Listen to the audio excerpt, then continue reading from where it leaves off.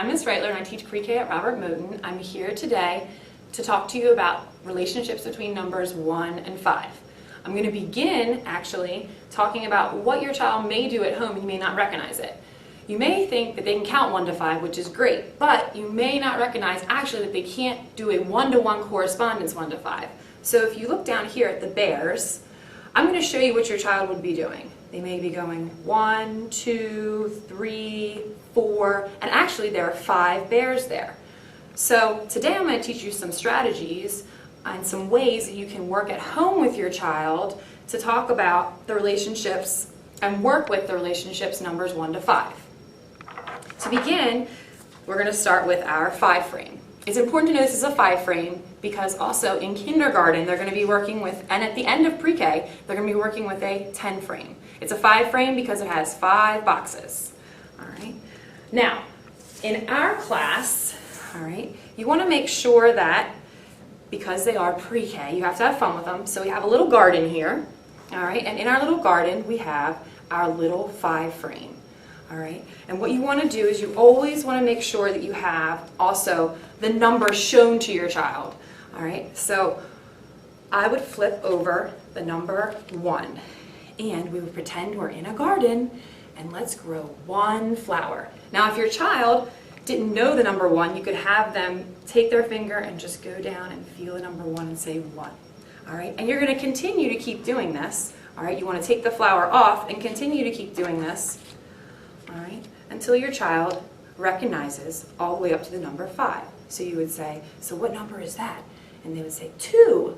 And they say, okay, put 2 in your garden and make sure they're saying 1, 2, that they are counting and touching each flower. All right, and then I'm also just going to show you real quick the number 3. All right, and you'll say to your child, all right, what number is this?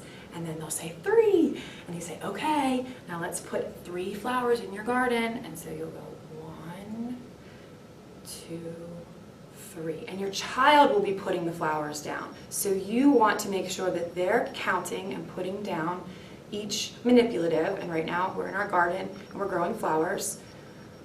Each one down and counting all the way up to the number 3.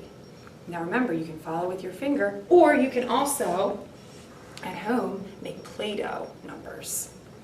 All right, if your child can't recognize the written number, you can make Play-Doh numbers. All right, so let's keep going. Next, another way you can actually work at home too. You may be thinking, oh my goodness, Miss Reightler, I don't have one of these at home. So dun, dun, dun, dun, dun, dun, our garden. So I just made this simple garden piece of paper. All right, took some markers. Easy to make 5 frame. You can just quickly make it on a piece of paper, use marker, cut it up. All right, sit down with your child. All right, and then you're like, well, I don't have these little, cool looking rubber flowers. So you're actually going to maybe go outside on a nature walk and, ooh, pick some flowers. All right, and when you come back in, you want to put your flowers here and you want to do the same exact thing. All right, and you may not have cool number cards like this, all right, but you can make your own number cards. All right, it's just not a piece of paper. So you want to do the same thing. You want to go all the way up to number 5. All right, and you want to flip them over, maybe mix them up a little bit, have your child flip it. All right, and then you want to talk about the same exact thing. What number do you see? Do you know what number that is? 1. All right, and your child will say 1. All right, and then you're going to put 1 daisy on your flower. All right, 1 flower on your 5 frame. Okay, so that's one. That's another way. All right, you could do rocks. All right, we also have. I have one more example I want to show you. That's actually a game.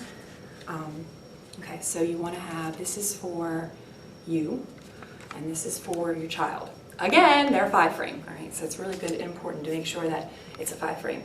And you might want to pick up some of your child's favorite candies or cereal and have them go to the cupboard and get some of those out. And I have here with me some different cereals.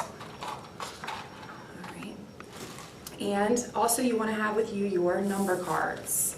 All right. So this is the game. All right, you're going to go first, and you get to choose what your favorite thing is. So you'll say, oh, if it's mom or dad, you'll say, oh, you know, I think I'm going to choose fish, you know. And then you flip over the card and you say, oh, I got the number 1.